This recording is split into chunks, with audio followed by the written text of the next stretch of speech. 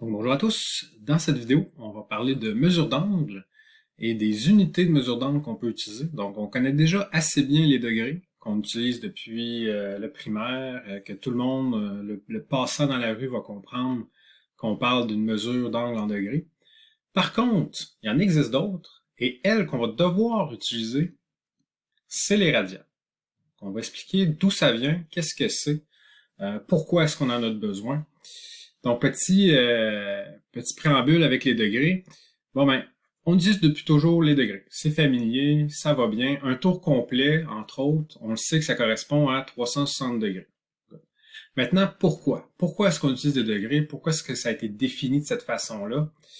Ben, les origines des degrés, en fait, ça fait très très longtemps dans l'histoire. On doit ça aux Babyloniens. Donc ça, c'est encore plus vieux que les Grecs, c'est encore plus loin dans l'histoire que les Grecs.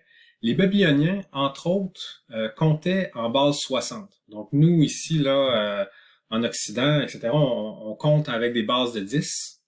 Les Babyloniens, eux, utilisaient une base de 60 degrés.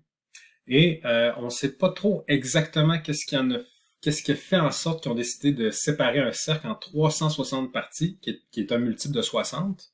Donc c'est 6 fois 60. Par contre, donc il y a plusieurs hypothèses. Est-ce que c'est parce que c'est à peu près comme une année qui est 365 jours, donc 360, c'est quand même assez proche, etc. Donc il y a plusieurs hypothèses pourquoi ils ont décidé de séparer en 360. Mais peu importe, l'important c'est qu'on sait que ça provient d'eux. Et ce qu'on en comprend aussi, donc bon, oui, au-delà du fait qu'on doit ça aux Babyloniens, c'est que c'était malgré tout seulement un choix arbitraire. Donc, à un moment donné, ils ont décidé de prendre 360, de séparer un tour complet en 360 degrés. Mais est-ce qu'on aurait pu, par exemple, séparer ça en 400 parties égales? Donc, prendre un tour complet, séparer ça en 400, et à ce moment-là, un 400e de mon tour aurait été un degré. Donc, ma nouvelle définition de degré. Donc, ça ici, en fait, on peut même dire que ça existe. Il y a une autre unité de mesure pour les angles qui porte le nom de grade, qui ont fait exactement ça. Mais encore une fois, c'est encore seulement un choix arbitraire. Nous, on aimerait peut-être avoir une mesure d'angle un petit peu plus naturelle. Okay? Donc, qu'est-ce qu'on veut dire par naturel? On l'a mis entre guillemets. C'est qu'on aimerait ça que ce soit pas uniquement un choix arbitraire.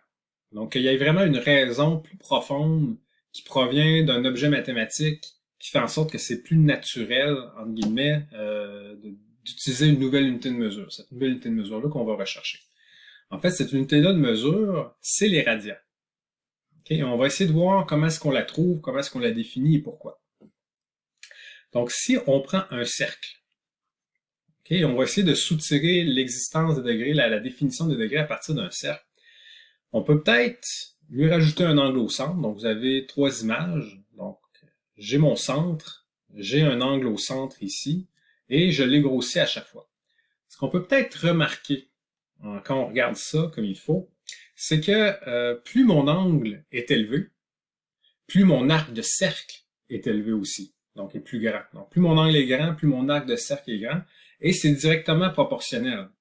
Okay? Donc si je regarde, mon grand angle va me générer un grand arc de cercle avec la même proportion de l'ouverture de mon angle ici. Parfait. Donc on peut peut-être se dire qu'on pourrait établir un lien entre la mesure de l'angle et la mesure de l'arc de cercle. Donc il y a peut-être un lien à faire ici. Et ça, en fait, c'est la première idée géniale pour en venir à la construction des radians. C'est de vraiment se dire, on pourrait peut-être, avec ce lien-là, mesurer l'angle à partir de la mesure de l'arc de cercle. Donc c'est la première grande idée géniale. Okay? Maintenant, comment est-ce qu'on fait pour mesurer un arc de cercle? Tout en gardant à l'esprit que je veux une nouvelle unité de mesure qui est plus naturelle. Donc, il faudrait que je prenne un élément du cercle pour mesurer l'arc de cercle. C'est un peu l'idée qui est derrière. Et ça va être la deuxième grande idée. C'est ici, la deuxième idée géniale, c'est qu'on pourrait peut-être mesurer l'arc de cercle à partir du rayon, du cercle lui-même. Donc, on va utiliser un élément du cercle pour mesurer son arc de cercle, qui lui-même va nous donner la mesure de l'angle. Donc, c'est tout ce qu'il nous reste à faire. Et on aura simplement à définir à ce moment-là notre nouvelle unité de mesure qui est les radians, comme étant le nombre de rayons que contient l'arc de cercle. Donc, c'est exactement ce que dit cette partie-ci. Donc, on va simplement mesurer l'arc de cercle en fonction du nombre de rayons qu'il contient. Ce sera notre mesure en radians. On va aller à la page suivante, on va faire quelques exemples. Donc, c'est ici. Donc, si on prend l'exemple suivant, donc j'ai un cercle, j'ai mon rayon ici, okay, et exactement cette mesure-là, okay, ça mesure ça ici. Donc, mon arc de cercle en ce moment mesure un rayon, on pourrait dire. Et s'il y a un rayon, en fond, je vais écrire 1R ici, ben, la mesure de un rayon, ça veut dire que mon angle, ben, je vais dire que c'est 1, et ma nouvelle unité de mesure pour parler de radian, je vais parler de rad. Donc, au lieu du petit degré, je vais dire que mon angle ici mesure 1 rad, parce que j'ai un rayon d'arc de cercle, et je mesure mon angle à partir de mon arc de cercle. À partir de maintenant, je vais faire un petit tour sur GeoGebra. Donc, ici. Donc, pour mieux saisir qu'est-ce qu'un radian, on va observer la petite animation. Donc, ici, ça commence. J'ai un point. C'est la mesure de mon rayon qui me permet de créer mon cercle. Donc, ici, en rouge, mon R. Ce même rayon-là, ben, j'ai cet arc de cercle ici qui mesure un rayon. Et donc, on a bien vu qu'on avait la même longueur. Et ça correspond à 1 radian. Donc, comme on avait expliqué dans les notes, maintenant 2 radians, 3 radians, et un demi-tour complet, donc le demi-cercle, pi radian. Et si un demi-tour, ben, c'est pi radian, ben, j'ai 2 pi radians pour mon tour complet. Donc ça, c'était ma petite animation.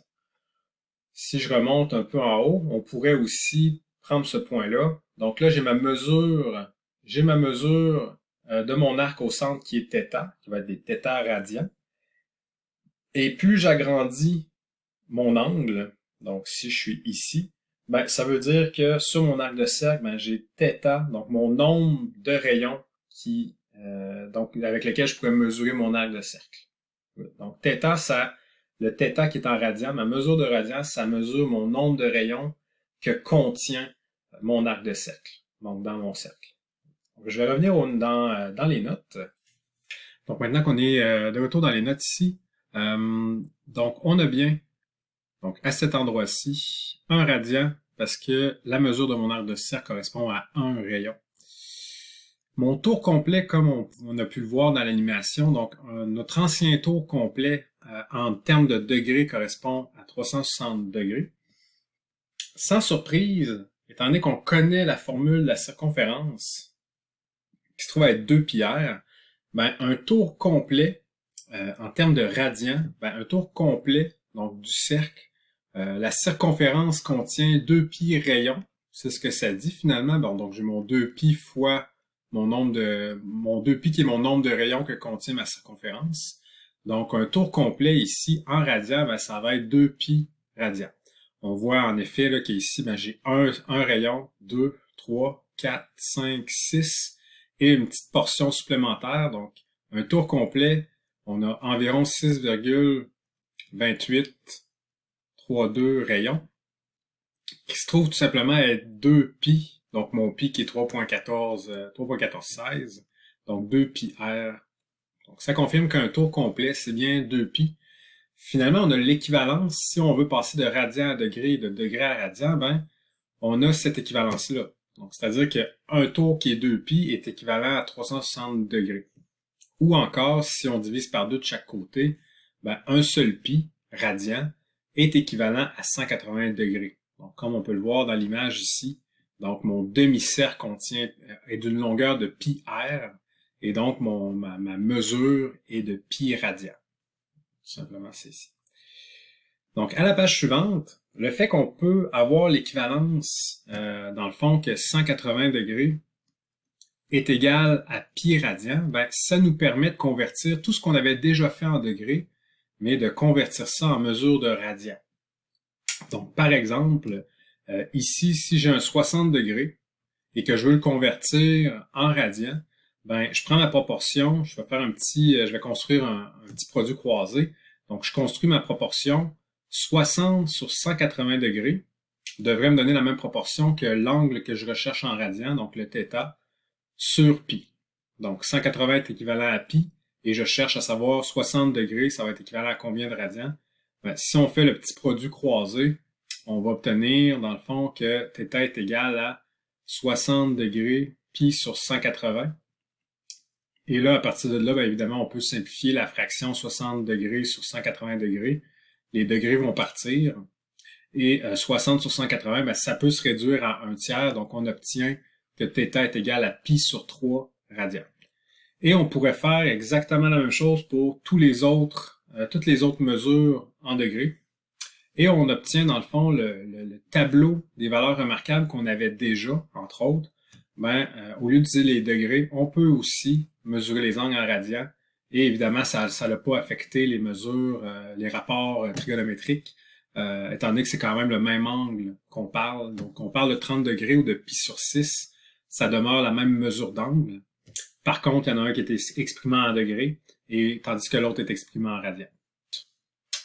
Donc, c'est bien beau. On a trouvé une nouvelle unité de mesure pour les angles, qui est les radians. Par contre, ça n'empêche pas qu'on pourrait se poser la question, pourquoi malgré tout les radians? Parce que c'est bien beau, on a une mesure d'angle qui est plus naturelle, étant donné qu'on mesure à partir du nombre de rayons qui est contenu dans l'arc des cercles. Ça, c'est bien beau, mais en tant que tel, les degrés, même si c'est un choix arbitraire, c'est pas la seule unité de mesure qui est un choix arbitraire. On pourrait penser à la mesure, quand on veut mesurer une distance, qu'on utilise le mètre.